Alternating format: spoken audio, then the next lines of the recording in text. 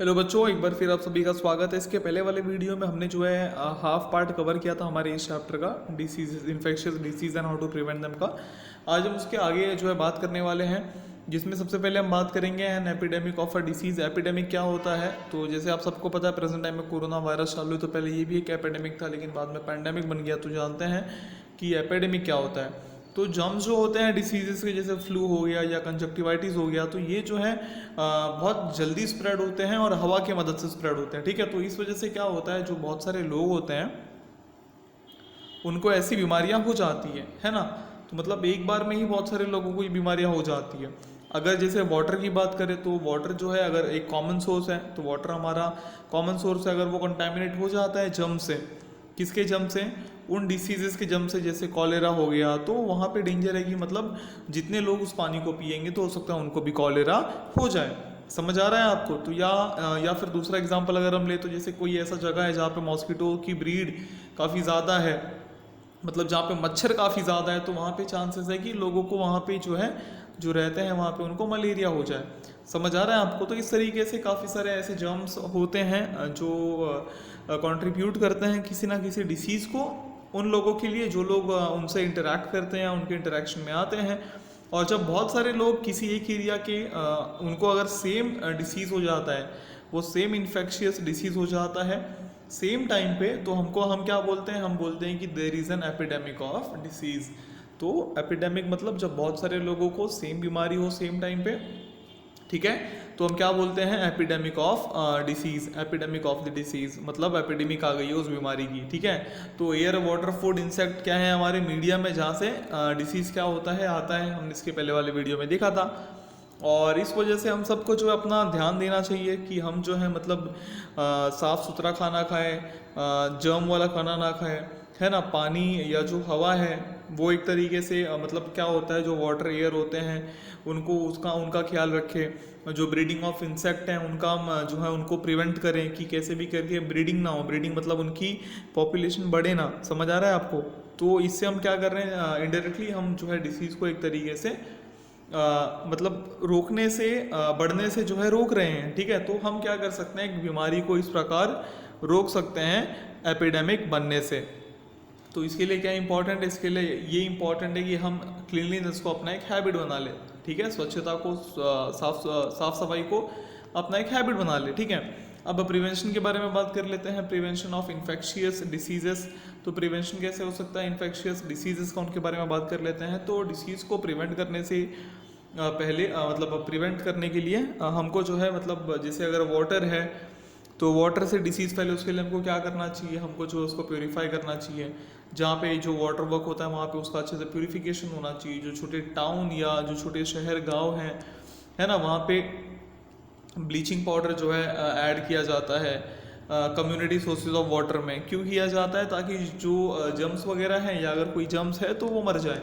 ठीक है, और वाटर को जो है मतलब क्या किया जाए, सेफ बनाया जाए, मतलब पीने लायक बनाया जाए। और जब कोई एपिडेमिक गैस्ट्रो या जॉन्डिस की होती है, तो लोगों को एडवाइस किया जाता है कि वो बॉईल करके पानी पिए। ठीक है, मतलब पानी को बॉईल करें पीने से पहले। तो मॉस्किटोज़ को, अभी ये तो हमने ये सारी चीज़ें देख ली। अब अगर मॉस्किटोज़ की बात करें, तो मॉस्किटोज़ के ब्रीडिंग को रोकने से मतलब मॉस्किटोज़ के ब्रीडिंग को प्रिवेंट कैसे कर सकते हैं हम? तो हमको ये इंश्योर करना होगा कि कोई स्टैग्नेंट वाटर नहीं है, मतलब कोई ख़राब पानी नहीं है हमारे सराउंडिंग में। ठीक है, अगर ऐसा है, अगर ऐसा कुछ पॉसिबल नहीं है, तो हम क्या कर सकते हैं, इंसेक्टिसाइड का इस्तेमाल कर सकते हैं।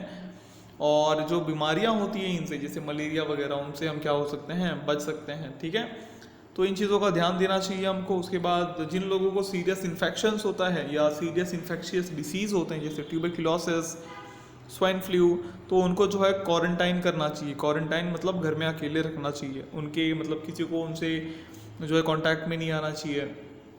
तो सेपरेट वार्ड होते हैं हॉस्पिटल में लोगों के लिए जिनमें जो इन्फेक्शियस डिसीज़ हो। ठीक है, तो उनको अलग तरीके से मतलब अलग रखा जाता है। क्लोथ और यूटेंसिल्स भी जो है अलग रखी जाती है उस पेशेंट की। और जर्मिसाइड से जो है वॉश किया जाता है। तो जो स्पिटल होता है पर्सन का, जिसको ट्यूबरक्लोसिस है, ठीक है, उसको वेसल में कलेक्ट किया जाता है और उसको कवर किया जाता है एक जर्मिसाइड से, जिसको हम फिनाइल बोलते हैं। ठीक है, स्पिटल मतलब जो स्पिट करते हैं वो, ठीक है, तो उसको ऐसे कलेक्ट किया जाता है और ऐसे प्रिकॉशन ही हमको हेल्प करते हैं इस बीमारी से बचने के लिए, ठीक है, इस बीमारी को फैलने से बचने के लिए। तो अगर आपको इस बीमारी मतलब जो भी बीमारी है अगर उनसे आपको बचना है तो हमको बहुत सारी ये जो अलग अलग हमने प्रिकॉशंस देखे वो लेने चाहिए, ठीक है। तो एयर से डिसीज़ स्प्रेड करने को अगर रोकना है हमको, ठीक है, जो तो हमको क्या करना चाहिए, हमको जो है माउथ कवर करना चाहिए। जब भी स्नीज या कफ है हमको ओपन में स्पिट नहीं करना चाहिए, और अगर ज़रूरत पड़े तो हमको उस पेशेंट के साथ नहीं रहना चाहिए, या फिर अगर आप किसी पेशेंट के साथ हो तो एक मास्क, ठीक है, एक मास्क हमको पहनना चाहिए जिससे हमारा नोज़ और माउथ अच्छे से ढक जाए। ओके, तो इस चीज़ का आपको ध्यान रखना चाहिए हमेशा। और किसी भी इंसान को हमारे परिवार में अगर कोई इन्फेक्शियस डिसीज़ हो जाता है तो जो गवर्नमेंट हेल्थ डिपार्टमेंट होता है उनको इन्फॉर्म करना चाहिए, ठीक है, ताकि जो नेसेसरी स्टेप है वो लिया जा सके स्प्रेड ऑफ डिसीज़ को रोकने के लिए। ओके, आगे बढ़ते हैं। तो यहाँ पे कुछ मेजर्स दिए हुए हैं। अब ज़रा हम बात करते हैं वैक्सीनेशन की। तो जब भी कोई एपिडेमिक होती है किसी बीमारी की, तो क्या हर इंसान को उस एरिया में बीमारी हो जाती है? तो सब इंसान को नहीं हो जाती, बट मैक्सिमम इंसान को हो जाती है। और जो डिसीज़ प्रोड्यूसिंग माइक्रो ऑर्गेनिजम्स है वो बॉडी में एंटर करते हैं, बॉडी रेजिस्ट करती है डिसीज़ को, या रेजिस्ट इन द सेंस कि मतलब जर्म से लड़ने की शक्ति होती है हमारे बॉडी में, लेकिन वो एक टाइम तक होती है।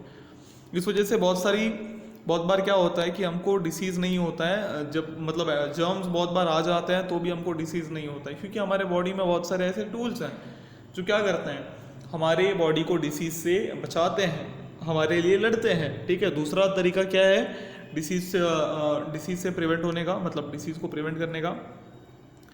वैक्सीनेशन। हमारा बॉडी जो है वो रेजिस्टेंस डेवलप करता है, ठीक है, एक पर्टिकुलर डिसीज़ के लिए। अगर हमको वैक्सीनेट किया जा रहा है उसके खिलाफ, उसके अगेंस्ट, ठीक है। जैसे अगर आप बेबी की बात करो तो जैसे ही किसी बेबी का जन्म होता है, जैसे ही उसका जन्म होता है उसको ट्यूबरक्यूलोसिस का वैक्सीन दिया जाता है। जब बेबी 1 या 1.5 महीने की हो जाती है तो उसको वैक्सीनेशन दिया जाता है बहुत सारे बीमारियों का, जैसे diphtheria, whooping cough, tetanus, polio हम बोलते हैं ना, टेटनस की सुई ले लेना, तो ये सारे सुई दिए जाते हैं, इंजेक्शन दिए जाते हैं, वैक्सीनेशन दिए जाते हैं।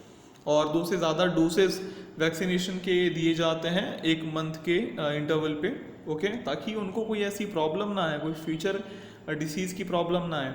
अब जो वैक्सीन होता है डिप्थीरिया का, वूपिंग का, कफ का, टेटनस का, इसको कंबाइन किया जाता है ट्रिपल वैक्सीन में और एज एन इंजेक्शन दिया जाता है। तो सिर्फ एक ही वैक्सीन है जो बिना इंजेक्शन दिया जाता है, वो है आपका पोलियो वैक्सीन। शायद आपने भी पोलियो की वैक्सीन पी होगी जब आप छोटे रहोगे, ठीक है। ओके, पब्लिक हेल्थ सर्विस की फैसिलिटीज़ के बारे में बात कर लेते हैं। तो जो इन्फेक्शियस डिसीज़ है उसके स्प्रेड को अगर हमको प्रिवेंट करना है या एपिडेमिक्स को प्रिवेंट करना है तो health and community welfare programmes जो है अंडरटेकन किए जाते हैं नेशनल लेवल पे। उसके बाद जो हमारे कम्युनिटी प्रोग्राम्स होते हैं वैक्सीनेशन के लिए, इनको भी जो है लिया जाता है as a part of national health scheme. Children को क्या किया जाता है, वैक्सीन दिए जाते हैं ट्रेंड पीपल द्वारा। स्पेशल कैंप्स जो है अरेंज कराए जाते हैं इस पर्पज़ के लिए, क्लियर है। प्राइमरी हेल्थ सेंटर्स एस्टैब्लिश किए जाते हैं विलेज लेवल पे, और बहुत सारी फैसिलिटीज़ जैसे मोबाइल डिस्पेंसरीज, एम्बुलेंसेस, और एक वेलफेयर फंड भी जो है डिसेबल किया जाता है। डिसेबल्ड के लिए, मतलब जो डिसेबल्ड लोग होते हैं, जो अपंग होते हैं, ठीक है, उनके लिए। और बहुत सारे services like the examination of urine and blood, x-ray, ultrasound and other scans are also available through the health programmes. मतलब बहुत बार डॉक्टर बोलते हैं ना कि आप चेकअप करा के आओ, आप ये चेकअप करा के आओ, आप एक्सरे अपना निकाल के लाओ, तो ये सारी चीज़ें भी यहाँ पे की जाती है। तो जो पेशेंट है वो इन प्रोग्राम से जो सर्विस है वो ले सकता है बिना किसी डिले के, बिना किसी देरी के। तो जो लोग हैं अगर वो एजुकेटेड हैं in right methods of handling drinking water और फूड के बारे में, तो उनको बीमारी पहली बात तो होगी ही नहीं, और उनको एक तरीके से अपने आजू बाजू में, अपने सराउंडिंग में क्लीनलीनेस मेंटेन करना चाहिए, ओके। और अभी एक तरीके से मतलब फॉरबिड कर दिया गया by law to spit in the public place, तो पब्लिक प्लेस पे आप स्पिट नहीं कर सकते। और जो पर्पज़ है इस बैन का, ठीक है, इस बैन का जो पर्पस है वो ये है कि हम जो है किसी बीमारी को फैलने से रोकें। मास मीडिया का भी इस्तेमाल किया जाता है पब्लिक अवेयरनेस को रेज करने के लिए about health and hygienic issues, तो काफ़ी सारे काम किए जा रहे हैं। ओके, जैसे आप यहाँ पे देख सकते हो टीवी वगैरह में बहुत सारे प्रोग्राम आते हैं। ओके, यहाँ पे मैं कुछ और बताना चाहूँगा आपको। At one time it was believe that disease are cause due to the anger of gods. पहले ये माना जाता था कि भगवान गुस्सा हो गया तो बीमारी हो गई, एविल स्पिरिट या फिर कोई ब्लैक मैजिक या कोई काला जादू है ना। लेकिन जो रेमेडीज प्रिस्क्राइब किए जाते थे इसके लिए वो भी इनह्यूमन थे। लेकिन जो साइंस है वो दिखाता है कि डिसीज जो है माइक्रो ऑर्गेनिजम्स की वजह से होते हैं।